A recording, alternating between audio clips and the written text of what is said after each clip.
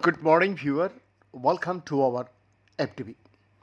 Viewer, the chronic disease schistosomiasis wreaks havoc on more than 220 million people around the world, with the vast majority of cases being in sub-Saharan Africa.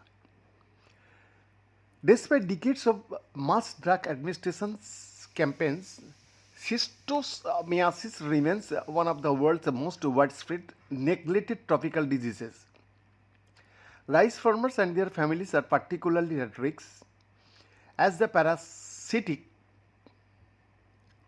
worms that cause the disease are spread by freshwater snails found in the standing water of rice fields. Research recently published in Nature Sustainability has explored how rice fish co-culturing, an interventions technique that introduces fish into the rice fields, could help reduce disease incidence and poverty along with uh, northern Senegal river basin, a hotspot for schistosomiasis.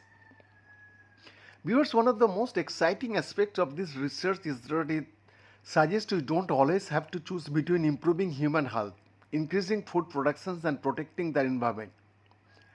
So, by restoring native fish to rice fields, we may be able to reduce disease transmissions while helping farmers produce more food and generate additional income for those kinds of win. That's called the win-win solutions are rare, but they are exactly what sustainable development requires, said Johnson Rohr, Ludmil F. Stephen J. and Robert T. Gallia College Professor of Biological Science at the University of Notre Dame and corresponding author of the study.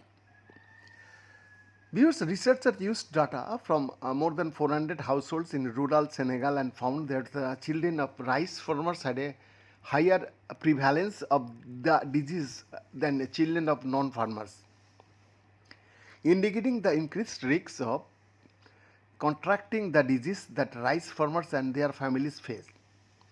While there is a drug that can treat the disease, it cannot prevent the infections which will continuously occur and contribute to a cycle of poverty and disease. So, to reduce disease transmission, the research team led by Rohr introduced African bonitong and anile tilapia into rice fields, two native fish species that naturally suppress snail populations by eating snails or competing with them for resources. Through two trials, the team found that although the fish were not actively fed, both species thrived. Behind this exclusive report.